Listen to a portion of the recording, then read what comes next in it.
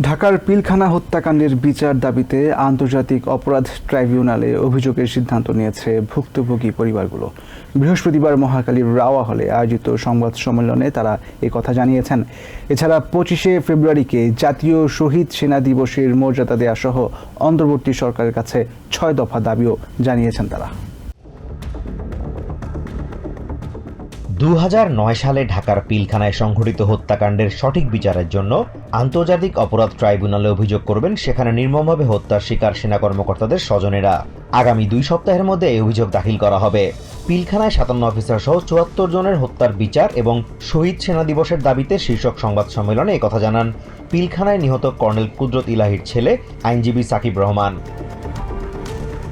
তিনি দাবি করেন, আন্তর্জাতিক আইনের ডক্ট্রিন অব কমান্ড রেসপন্সিবিলিটি অনুযায়ী তৎকালীন প্রধানমন্ত্রী শেখ হাসিনাকেও বিচারের মুখোমুখি করা সম্ভব। আইনজীবী সাকিবের অভিযোগ, অন্তর্বর্তী সরকারের কাছ থেকে তারা ন্যূনতম সহযোগিতা পাচ্ছেন না। এছাড়া নিহত সেনা সদস্যদের পরিবারের পক্ষ থেকে এদিন 6টি দাবি তুলে ধরা হয়।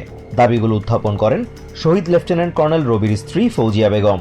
দাবিগুলোর মধ্যে রয়েছে গ্যাজেটের মাধ্যমে 25শে ফেব্রুয়ারিকে শহীদ সেনা দিবস হিসেবে ঘোষণা করা। কেউ কেউ অভিযোগ করেন, 25শে ফেব্রুয়ারি এলেই গণমাধ্যমে কথা না বলতে ফোনে তাদের ওপর চাপ দেয়া হয়। অন্তর্বর্তী সরকারের কাছে তাদের কথা শোনার আহ্বান জানান তারা মনে করেন, পিলখানা হত্যাকাণ্ডের সুষ্ঠু বিচার নিশ্চিত করা না গেলে জুলাই হত্যাকাণ্ডের বিচার নিয়েও সংশয় তৈরি হবে। Azimur Rashid Kanak, TVN 24 news desk.